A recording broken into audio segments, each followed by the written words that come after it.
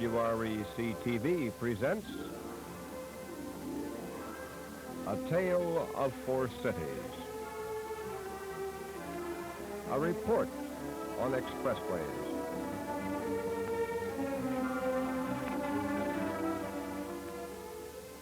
Hello, I'm Russ Hodge.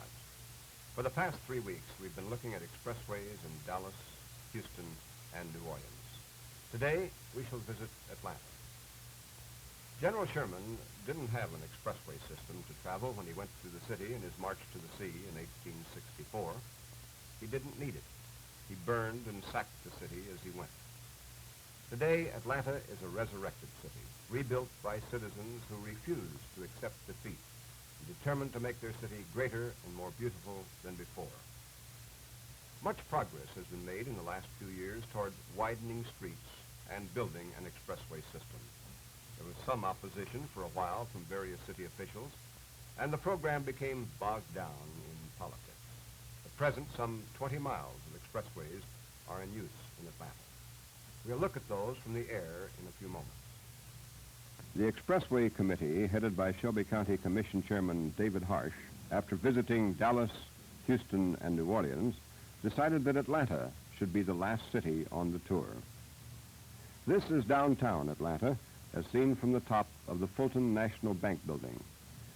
The street system is very complex, very hilly, and radiating from a central downtown location known as 5 Points. To the northeast, about 12 miles distant, through the haze, you can see Stone Mountain. The Memphis committee was greeted by Mayor William B. Hartsfield and his assistants. The Atlanta mayor had just been re-elected by a margin of only 3,000 votes. Expressways were an issue in the campaign. The mayor feels very strongly about them. Well, gentlemen, we're glad to have you here on the subject of expressways. The Atlanta Expressway system, when completed, will represent an investment of something over $85 million. And believe me, it represents far more than that, a lot of work, time, and trouble. The engineers who designed this expressway system said that if we had all the money and all the inclination and everybody ready, that it would take 11 years to build this north-south expressway through Atlanta. And we're getting close to that 11 years now. We're working now in the central business area. And believe me, that is time-consuming and expensive. An expressway is not simply a road. It's got to be considered as a major undertaking in the town. It will have enormous repercussions on traffic. There will be many side problems requiring the patience of your people. There will be detours, there will be dust, there will be mud, there will be the tearing up of side streets by the Euclids carrying dirt, and there will be delays in acquiring property while people take you to court. There will be all kinds of incidental leases, and there will be problems of merchants on the side streets to be considered. It's a major undertaking, but when once you complete it, or any segment of it, the people are going to love it, and they're going to demand still more expressway. You'll find it take you a long time, a little longer than you expect, but when you've got it, you've got something that you can't do without, and that's Atlanta. Now bear in mind that these major traffic improvements are just like operating on a man who's sick. You can't cut his leg off, and you can't cut his hand off and pull out his teeth and operate on his brain and maybe take out an eye all at one time. If you put him on the operating table and try to do all of that too fast, you'll kill him. Whereas if you do these things one at a time, the patient survives. And your town has got to continue living and doing business. So that accounts for what sometimes seems like unseemly delay. You've got to live with these expressways while you build them. Mr. Harsh, I believe you have a question you want to ask me. Yes, sir. I'd like to know when you started planning your expressways? The expressways the planning was begun, I believe, in 1942, when the State Highway Department had a nationally known firm of engineers come down and make a layout, and they turned the report over to both the city and county. And what was your square mile area at that time? Atlanta at that time was around 37 square miles in land area, and we had a population at that time of a little over 300,000. And what is the total miles of expressway which you now have planned? Well, we have finished and are using about 20 miles of expressway. And since that time, we have expanded the city limits, took in 100 square miles more, and incidentally, along with it, 100,000 more people. And that means 100,000 at that time, which is more now. And we enlarged the city to where we are now about, I would estimate, along with the Chamber of Commerce, about 505,000 people inside the city limits. And in the immediate metropolitan area, about 885,000 people. And we think that these expressways are going to have the effect, Mr. Harsh, of spreading more people out into the adjoining rural counties. The counties around Atlanta, which are now rural, are going to become city counties as a result of the expressways.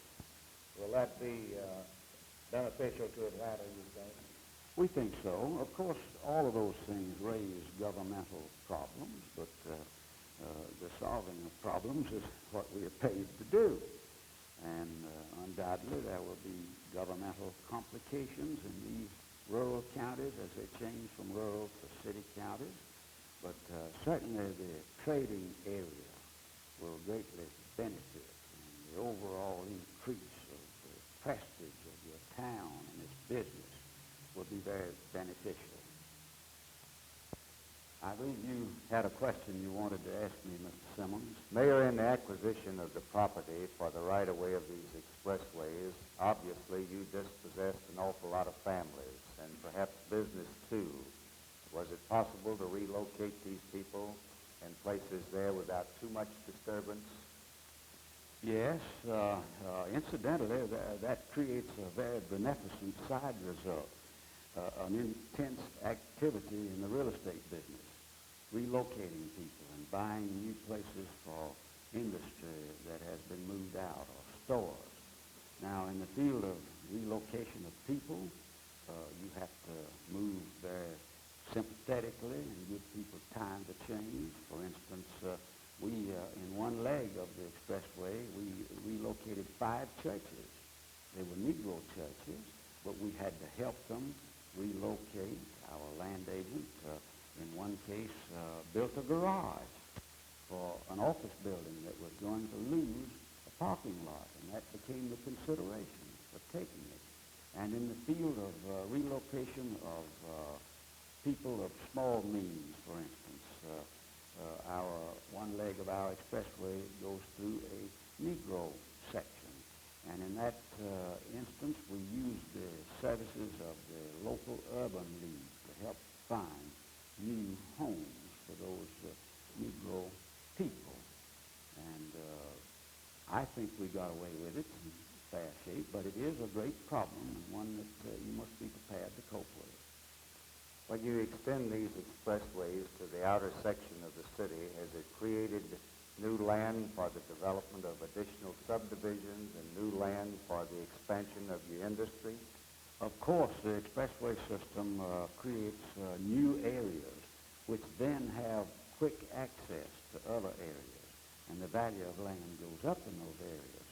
And when the expressway moves out towards the rural areas, it creates new living space. Subdivision developers will go there and create new subdivisions.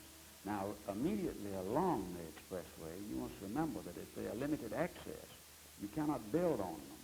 And that brings the thought that you must see to it that ample bridges are installed installed to cross over the expressway, and that service roads are established along the side so that the real estate along the side may be used. You say that it has increased the price of the land. Do you have any idea what the increase in price has been, just approximately? Mr. Simmons, Atlanta is such a fast-growing town, and there's so much increase in real estate that I couldn't tell you. But unquestionably, the expressway has added a great deal of value to what was formerly neglected and inaccessible land. And a great many new buildings have been built. Some office buildings have gone out along the expressway away from town, especially the institutional type of business. For instance, the American Red Cross has a very beautiful building now. They've left the center of the town, going out on the expressway. Many other companies that had no necessity to stay in the center of town moved out because they had quick accessibility to the balance of the town, north and south. Well, I notice your city engineer, Mr. Fowler, here. Mr. Fowler, do you have a question? Yes, Mr. Mayor. Can you tell me what the effect of building these expressways has been on your central business section? Well, that's quite an important question, Mr. Fowler. They do have an enormous effect, and you must do what we are trying to do now. See that there are plenty of access ramps, on and off ramps, on the expressway as it goes through the business area. So people may easily turn off of these ramps and get easily into your central business area. If you don't do that, all you have built is a channel bypassing the central business area. So the question of on and off ramps into your business area is highly important, and I hope you look after that because that's exactly what we're doing here in Atlanta right now.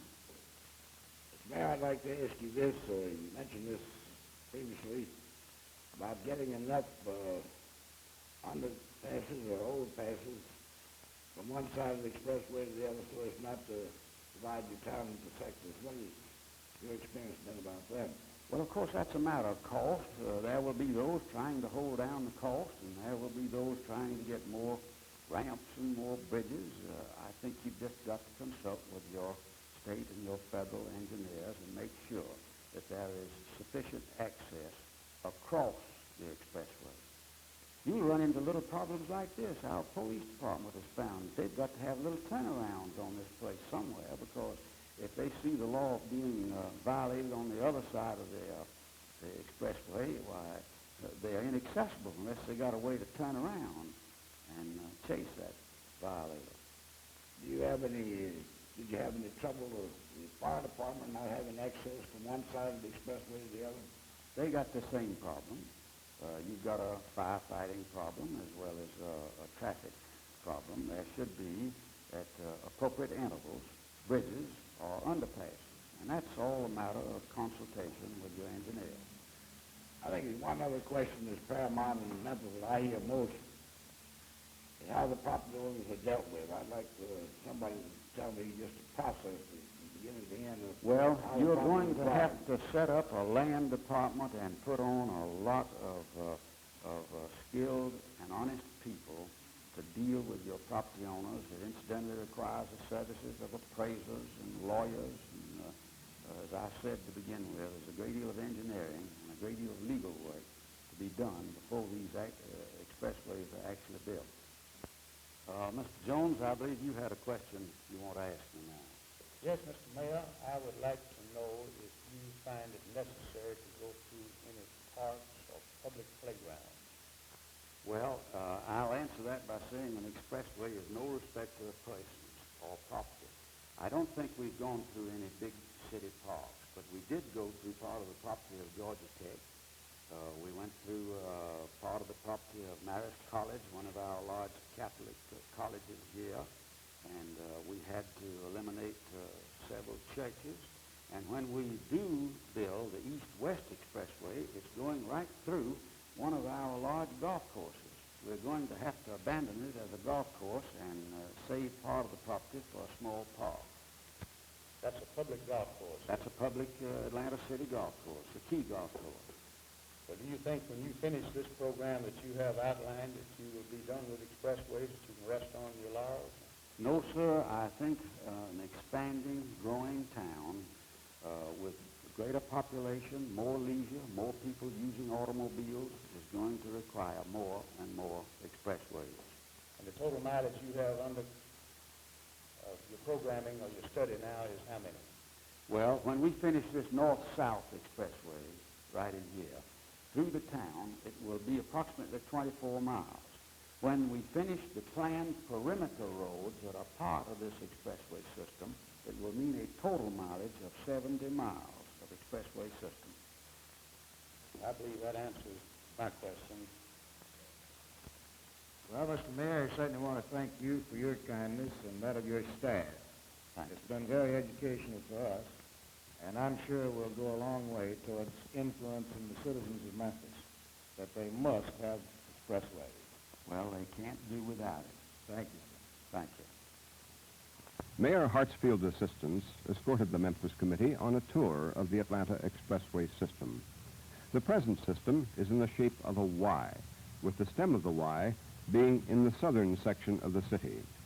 Here is one leg of the northern section as it cuts across the campus of Georgia Tech University. Not much land was taken from the school, but it was necessary to take one small slice off the corner of the campus. It's just a few blocks from this overpass to the downtown section of Atlanta where construction is still going on. It's difficult to realize the magnitude and the beauty of an expressway system from ground level, so our camera crew headed for Fulton County Airport on the edge of the city. This is one of the finest small airports in the country. It's for private planes only, and CAA personnel man the tower. It is run by the Fulton County Board of Commissioners. We started at the southern end of the expressway. Like most people, we were under the impression that interchanges were all of the same general style. We find there are as many variations as there are engineers. Each interchange is designed to fit the peculiar needs of that location.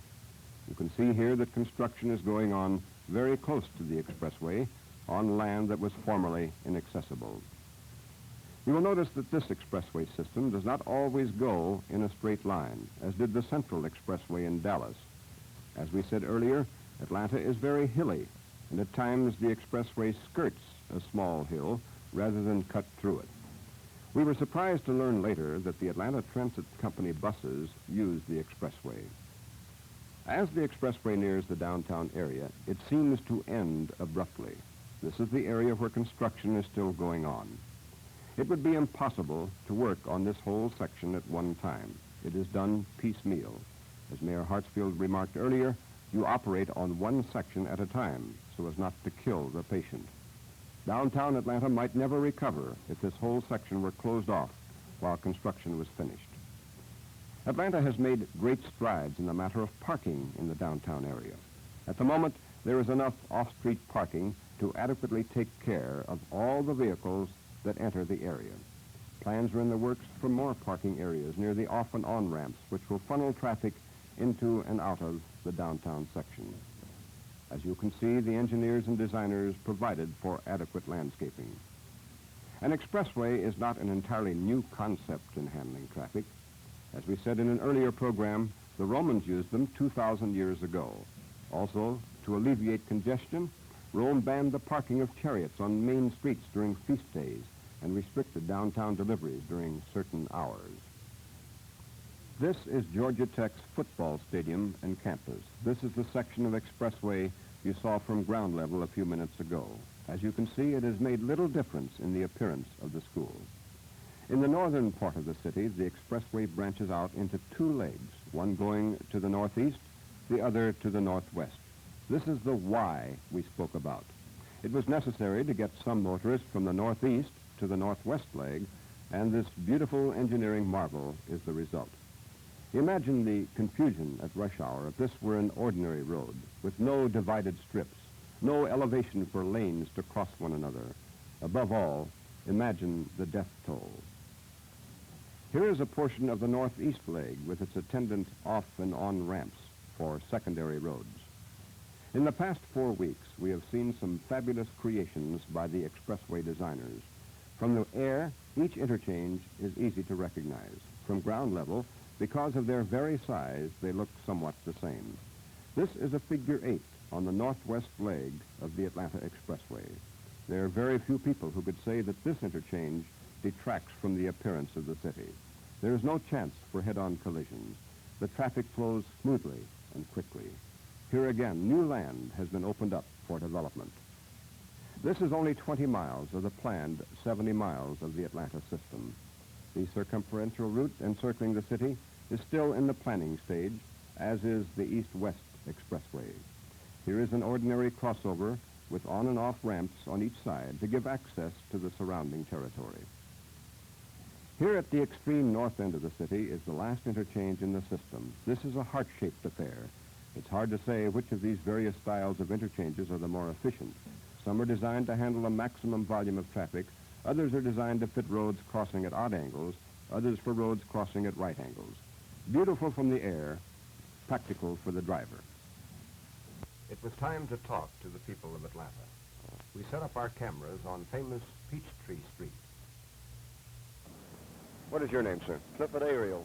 Ariel? Yes, sir. Mr. Ariel, do you travel the expressways in Atlanta? Well, not to and from work. I travel them when I'm going out of town and in town. Do they help you then? Oh, yes, definitely. Well, you evidently live then to the east or west in Atlanta, don't you? No, yes, I live to the northeast of Atlanta. In other words, the expressway goes off the wrong direction for you. That's right. Understand, of course, they have other expressways coming through, that Highway 78 will eventually be an expressway. That's right. Do you think that the people of Atlanta are happy with the expressway they now have? Well, as far as I can understand, I think they are, yes. And I think it has been a big improvement for through traffic coming into Atlanta and people who live out from Atlanta coming into town to work. Of course, the times that we have been to Atlanta, we've always come in from the wrong direction. We come either from the east or the west, and haven't really had a chance to ride on the expressway. Have you heard any expressions of opinion as to whether the expressway has hurt their property in any way? Well, no, I haven't. I have heard a lot of people say that they thought maybe that it might hurt their property, but then after it got through, I think the beautification of the expressway itself has helped their property. Would you think that the expressway taking some of the traffic off of these streets surrounding it, some of the other major streets, would help their property any? I think possibly it would, yes, sir. Oh, could you tell me why it took as long to build the expressway in Atlanta as it has? No, sir, I can't give you an answer on that. I'm no contractor. Well, we've heard quite a few people say that it's taken an awful long time to build. We talked to one gentleman this morning that said that already they're obsolete. Well, I don't think that they are obsolete. Now, it is quite feasible that they should have made 3 lanes to start with instead of only 2 lanes on each side. I think it would have taken care of a lot more traffic. But under the circumstances, they handle a lot of traffic. Thank you very much, Mr. Ariel. Thank you. Some of the people we talked to were terse and to the point, and in a bit of a hurry. What is your name, please? Mrs. Williams. Mrs. Williams, do you travel the expressways in Atlanta? All the time. Do you like them? Yes, I like them when they're not when they're clear and free and you can get through them. You find that they're pretty crowded in the morning? Yes. Why would that be? I mean, wouldn't you think that they should be able to handle all the traffic for which they're designed? Well, I think Atlanta has grown so fast since expressways were open that it's been impossible to keep. In other words, they're almost obsolete by the time they get into. To get in action. Yes. Do you travel it every morning? You say? Yes. How long does it take you to come to work? About 15 minutes from my house, which is a great saving over the former time. What was the former time? 25. I see. City. How far out do you live? 9 miles beyond Buckhead. Do you live close to the expressway? Yes. About how close? About 2 miles. Do you think that the expressway has affected the value of your property? You mean favorably or unfavorably? Either way. I would say favorably, because it makes it more accessible. I see. In other More words, people. you think the value of your property has risen then because of the Yes. expressway. Are they beautifying the expressway here? They're trying in spots. I've got to go to work. Okay, fine. Thank you so much. Who should know more about Atlanta traffic conditions than a man who drives the streets of Atlanta all day? We have here a gentleman from the Atlanta Transit System, who I believe drives a bus on the Atlanta streets. What is your name, sir? Paul Long. Mr. Long? Yes, sir. Do you drive a bus on the Atlanta streets? Atlanta streets and the expressway. Oh, the bus goes over the expressway. We have about 8 or 10 limited services that run over expressway. Limited, you would call that an express bus. Express bus. We in Memphis would call it an express bus.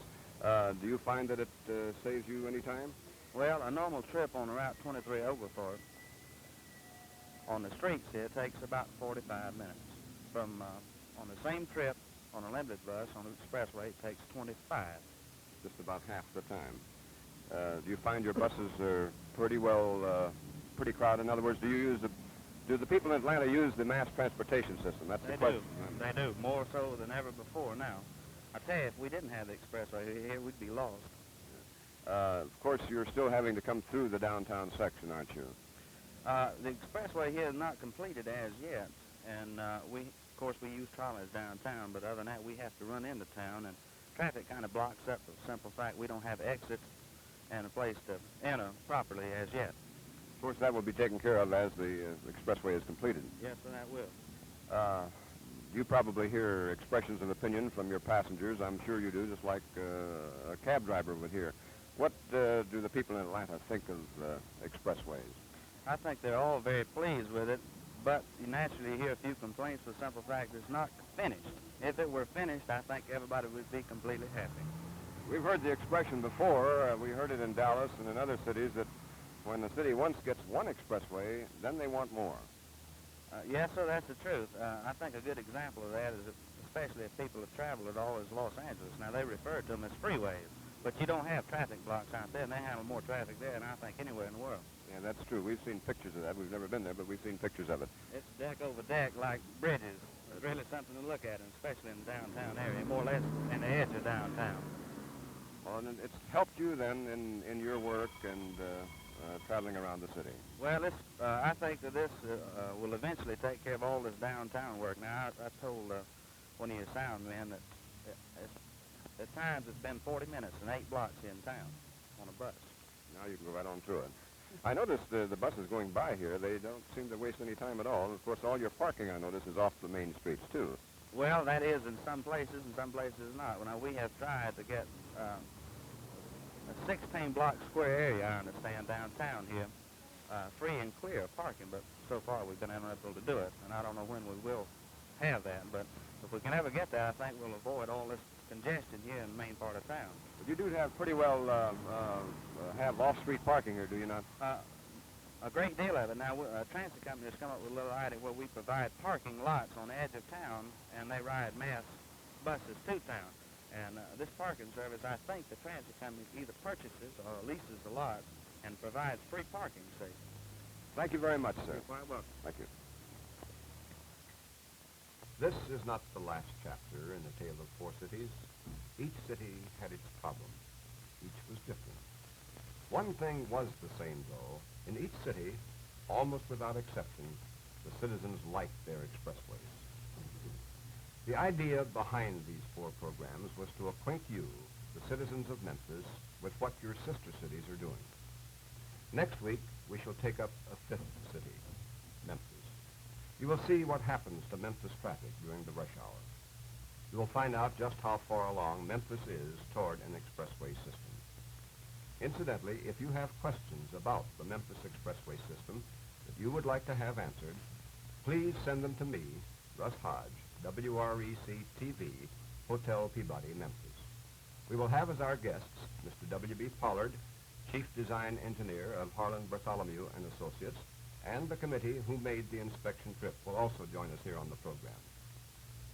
Much of the dissension about expressways in this and other cities has come about because of ignorance of what is planned and the benefits to be gained therefrom. Someone once said, knowledge begins when ignorance is acknowledged. Join us next week. This is Russ Hodge.